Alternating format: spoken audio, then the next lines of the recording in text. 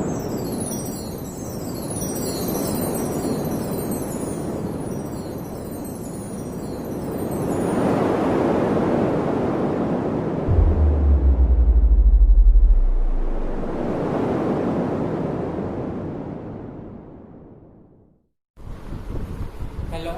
એબી સ્કૂલના વિદ્યાર્થી મિત્રો, આજે આપણે જે ટોપિક શીખવાના છે બરાબર છે એટલે એ ટોપિકની લાસ્ટ ટાઈમ આપણે એમસીક્યુ બોર્ડની અંદર પૂછાયેલા એમસીક્યુ જોયા છે. તો હવે આજે આપણે પહેલાં તો જેઈ અને ગુજકેટમાં પૂછાયેલા એમસીક્યુને સોલ્વ કરવાના છે અને ત્યાર પછી તમારી પોતાની પ્રેક્ટિસ માટે એક પીડીએફ ફાઇલ આપણે આપીશું કે જે તમારે જાતે કરવાના રહેશે. એટલે આપણું આ ચેપ્ટર અહીંયાથી કમ્પ્લીટ થશે બરાબર છે. તો પહેલાં જ જેઈ 2019ની અંદર પૂછાયેલો પહેલો સવાલ છે, આપેલામાંથી કઈ અયસ્ક આયન અને કોપર બંને ધરાવે છે. આયન એટલે કે Fe અને કોપર બંને ધરાવે છે. તો એમાં મેલેકાઇટ છે, ડોલોમાઇટ છે. ડોલોમાઇટનું સૂત્ર CaCO3 છે. એઝ્યુરાઇટ છે, કોપર પાયરાઇટ્સ છે. તો કોપર પાયરાઇટ્સની અંદર ખાસ કરીને એનું સૂત્ર છે CuFeS2. એ કોપર પાયરાઇટ્સનું સૂત્ર CuFeS2 છે, એટલે આપણો આન્સર રહેશે કોપર પાયરાઇટ્સ. બીજો સવાલ છે, હોલ હેરાઉલ્ડ પદ્ધતિ શેના દ્વારા દર્શાવી શકાય? તો હોલ હેરાઉલ્ડ પદ્ધતિ એટલે ધાતુઓના ઓક્સાઇડનું રિડક્શન આપણે એવું ધ્યાનમાં રાખવું પડશે બરાબર છે. તો અહીંયા તમે જુઓ ખરેખર ક્રોમિયમના ઓક્સાઇડનું એલ્યુમિનિયમ વડેની રિએક્શન છે, કોપરનું H2 એટલે આ તો આવવાનું જ નથી. એટલે આપણી પાસે શક્યતા ઓપ્શન A, C અને D. હવે એની અંદર બી ઝિંક જે છે, ઝિંક ઓક્સાઇડનું 1673 એટલે આ તો ઝિંકના નિષ્કર્ષણના મુદ્દાની અંદર આવતું જોવા મળે. એટલે આપણી પાસે આન્સર રહેશે એલ્યુમિનાનું રિડક્શન કાર્બન વડે થતું હોય છે. તો એ આપણે આ રિએક્શન એટલે કે આ ઓપ્શન આપણો આન્સર રહેશે. ત્યાર પછીનો પ્રશ્ન, આપેલામાંથી કઈ પ્રક્રિયા નિષ્ઠાપન દર્શાવતી નથી? એટલે અહીંયા સાર નથી લખીનો મતલબ એવું સમજવું કે જે 2019ની અંદર પૂછાયેલા પ્રશ્નો છે એવું આપણે ધ્યાનમાં રાખીશું. આપેલામાંથી કઈ પ્રક્રિયા નિષ્ઠાપન દર્શાવતી નથી? નિષ્ઠાપનનો મતલબ થાય કેલ્સિનેશન, એવો અર્થ આપણે સમજવાનો છે બરાબર છે. હવે એ કેલ્સિનેશનનો મતલબ શું? હવાની ગેરહાજરીની અંદર પ્રક્રિયા થવી. તો અહીંયા તમે જુઓ ખરેખર મોટે ભાગે તમે અહીંયા જુઓ ઝિંક કાર્બોનેટનું વિઘટન થાય છે. Zinc oxide CO2 Fe2O3 Fe2O3 H2. એટલે આ બધી નિષ્ઠાપનની પ્રક્રિયા દર્શાવેલી છે કે જેમાં ઓક્સાઇડ આપણને પ્રાપ્ત થતા જોવા મળે. પરંતુ આ એક જે રિએક્શન છે જે હવાની હાજરીમાં રિએક્શન થાય છે, કોપર સલ્ફાઇડ ક્યુપ્રસ સલ્ફાઇડ જેને કહેવાય Cu2S + 3O2, તો આ નિષ્ઠાપનના પાર્ટમાં આવતું નથી. આપણે એવું ધ્યાનમાં રાખીશું. ત્યાર પછી હોલ હેરાઉલ્ડ પ્રકરણમાં એલ્યુમિનિયમ કેથોડ ઉપર બને છે. તો કેથોડ શેનો બનેલો છે? તો હોલ હેરાઉલ્ડ પ્રવિધિ એટલે એલ્યુમિનિયમમાંથી શુદ્ધ એલ્યુમિનિયમ મેળવવું. એટલે એમાં સ્પષ્ટ કરેલું છે કે ભાઈ કેથોડ પર એલ્યુમિનિયમ ધાતુ બને, પરંતુ એ કેથોડ ગ્રેફાઇટ બનેલો હોય છે અને ગ્રેફાઇટ એટલે કાર્બન. તો આપણે એ ધ્યાનમાં રાખીશું. ત્યાર પછી આપેલામાંથી કઈ જોડ નિષ્ઠાપન માટે જરૂરી નથી? કેલ્સિનેશન માટે જરૂરી નથી. નિષ્ઠાપનનો મતલબ શું થાય? નિષ્ઠાપનનો મતલબ થાય કાર્બોનેટ યુક્ત હાઇડ્રોક્સાઇડ યુક્ત જે અયસ્ક છે એનું વિઘટન થાય તો ઓક્સાઇડ આપણે પ્રાપ્ત થતું જોવા મળે. તો અહીંયા આપણી પાસે પહેલો જ ઓપ્શન ઝિંક ઓક્સાઇડ અને મેગ્નેશિયમ ઓક્સાઇડ છે એ નિષ્ઠાપન માટે જરૂરી નથી. નિષ્ઠાપન માટે જો જરૂરી હોય તો આપણે ZnCO3 અને MgCO3 આવી શકે, જેમ કે બાકીનામાં આપણને પ્રાપ્ત થતું જોવા મળે. Fe2O3 અને CaCO3 છે. હવે અહીંયા ZnCO3 અને CaO છે. હવે આ CaO મળે છે એનો મતલબ CaCO3 નું વિઘટન થાય. એ પ્રમાણે અહીંયા ZnCO3 નું વિઘટન થાય તો ZnO મળે અને Fe2O3 × H2 એ રિએક્શન તો ઓવરઓલ આપણે શીખીને જ આવ્યા છે. એટલે આપણો આન્સર રહેશે ZnO અને MgO. ત્યાર પછીનો પ્રશ્ન છે, અયસ્કના સંદર્ભમાં એલિંગહામ આકૃતિ અયસ્કનું શું થવાની શક્યતા સૂચવે છે? એલિંગહામ ગ્રાફ આપણને શું બતાવે છે? તો એલિંગહામ ગ્રાફ આપણને બતાવે છે ધાતુના ઓક્સાઇડનું ઉષ્મીય રિડક્શન. એટલે કે રિડક્શનની જ્યારે પ્રક્રિયા કરીએ ગ્રેફાઇટ વડે કાર્બન મોનોક્સાઇડ વડે કે અન્ય ધાતુ વડે, ત્યારે આપણે ડેલ્ટાનું ચિહ્ન ખાસ કરીને બતાવીએ છીએ, એટલે ઉષ્મીય રિડક્શનની પ્રક્રિયા દર્શાવતું જોવા મળે. આપણે એવું ધ્યાનમાં રાખીશું. ત્યાર પછીનો પ્રશ્ન છે, આપેલામાંથી કઈ અયસ્ક તેના ફ્લોરાઇડ સ્વરૂપમાં ધાતુ ધરાવે છે? ફ્લોરાઇડ સ્વરૂપમાં ધાતુ ધરાવે એટલે ક્રાયોલાઇટ જ આવે, અને એ ક્રાયોલાઇટ એટલે Na3AlF6. Na3AlF6. તો એ આપણી પાસે એનો આન્સર રહેશે ક્રાયોલાઇટ. તો આપણે એ ધ્યાનમાં રાખીશું. ત્યાર પછીનો પ્રશ્ન છે, સાચું વિધાન જણાવો. બરાબર છે. તો ઝિંકાઇટ એ કાર્બોનેટ અયસ્ક છે. બરાબર છે. તો એ વિધાન ખોટું છે. કેમ? કારણ કે ઝિંકાઇટ એટલે ZnO એવો અર્થ એ તો જોવા મળે, એટલે ઓક્સાઇડ યુક્ત અયસ્ક છે, એટલે આ વિધાન ખોટું છે. આપણે એવું ધ્યાનમાં રાખીશું.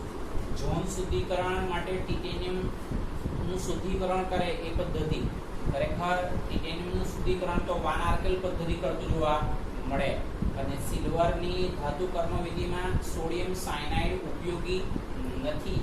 એ વિધાન પણ ખોટું છે. ઉપયોગી હોય આપણે એવું ધ્યાનમાં રાખી શકાય.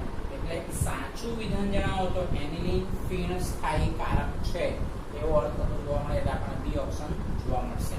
પછી વિદ્યાર્થી મિત્રો 2020 ની અંદર પૂછાયેલા જેઈમાં પૂછાયેલા પ્રશ્નો છે.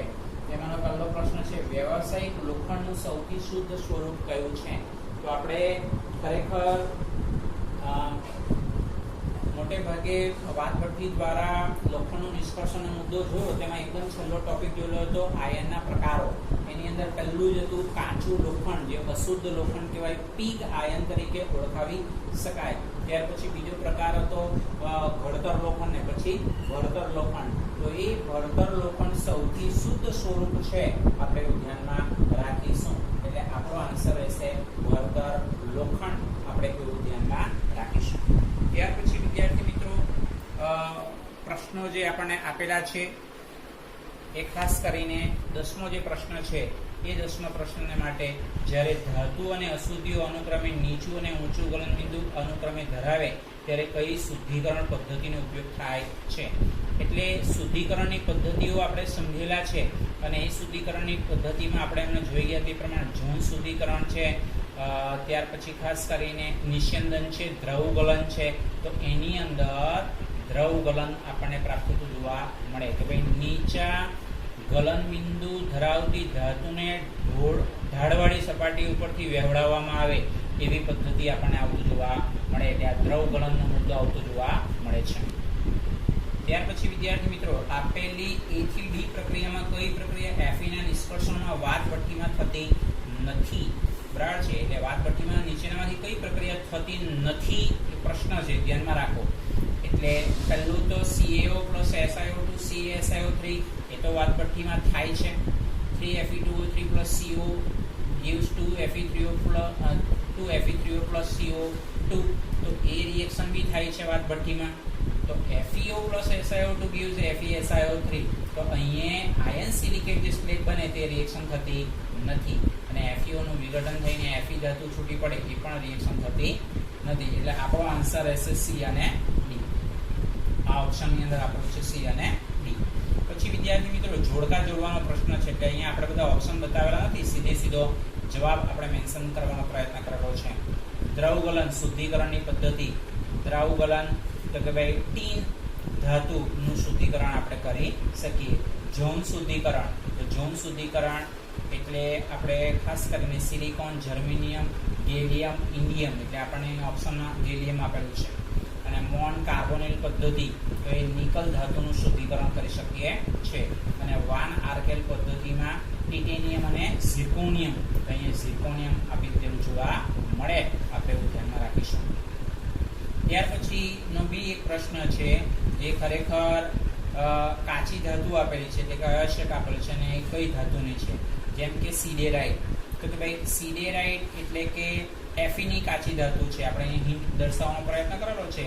એટલે સિડેરાઇટ એ આયન FeCO3, એટલે C ઓપ્શન આપણને પ્રાપ્ત થતું જોવા મળે. બીજું છે કેઓલિનાઇટ.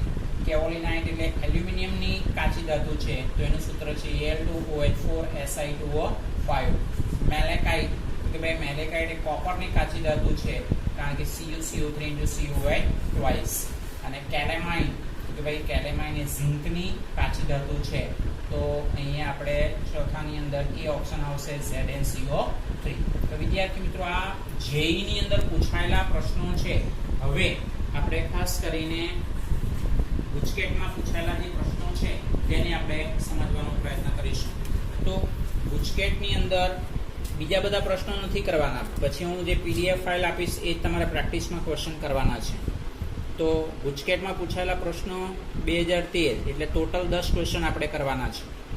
તો ક્રોમેટોગ્રાફી અલગીકરણમાં કયો સિદ્ધાંત સમાવેશ છે? તો ક્રોમેટોગ્રાફી અલગીકરણમાં આપણે પહેલો જ મુદ્દો લખાવેલો છે, અધિશોષણનો સિદ્ધાંત સમાયેલો છે.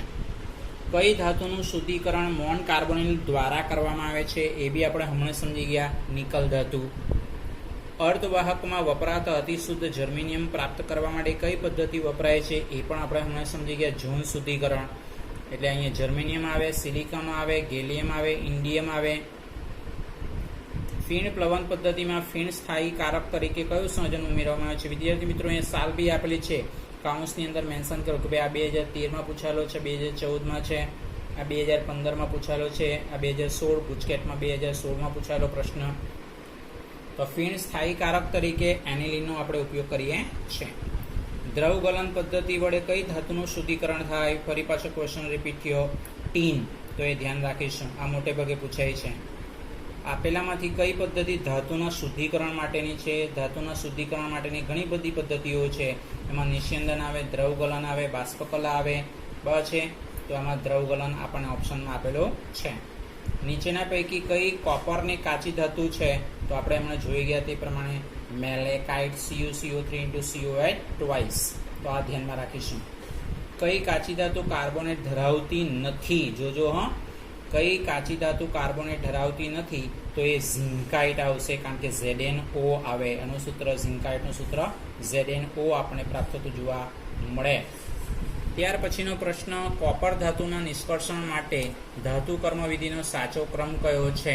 તો કોપર ધાતુનું નિષ્કર્ષણ માટે સંકેન્દ્રિત કાચી ધાતુમાંથી કોપર મળે એટલે ત્યાર પછી નિસ્તાપન, પ્રોદ્રાવણ એટલે સ્મેલ્ટિંગ કહેવાય, બેસેમીકરણ. તો આપણે આ સમજાવેલું જ છે.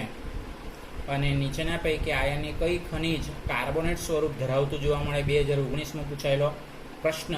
તો કાર્બોનેટ સ્વરૂપ ધરાવે છે સીડે રાઇટ, કે જેનું સૂત્ર FeCO3 છે. એ આપણને જનરલી ખ્યાલ છે. આયન પાયરાઇટ્સ તો CuFeS2 બ્રાડ છે.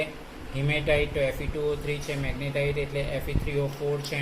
તો આટલા જ આપણે 10 ક્વેશ્ચન આપણે PDF ફાઇલમાંથી લખવાના છે. આ ક્વેશ્ચન નીટમાંના છે, આ પણ ક્વેશ્ચન કરવાના નથી. હું બીજા તમને PDF ફાઇલ સ્વરૂપે હોમવર્કમાં આપીશ, જે તમારા PDF ફાઇલમાંથી જ કરવાના છે. પ્રેક્ટિસ MCQ એમ કરીને PDF ફાઇલ હશે તે તમારે કરવાના રહેશે. તો વિદ્યાર્થી મિત્રો, આપણે અહીંયા ચેપ્ટર કમ્પ્લીટ કરીએ છીએ. બરાબર છે. એટલે આ સૌથી વધારે મેક્સિમમ MCQ તમને આપવાનો આપણે પ્રયત્ન કરીએ છીએ. એટલે સૌથી વધારે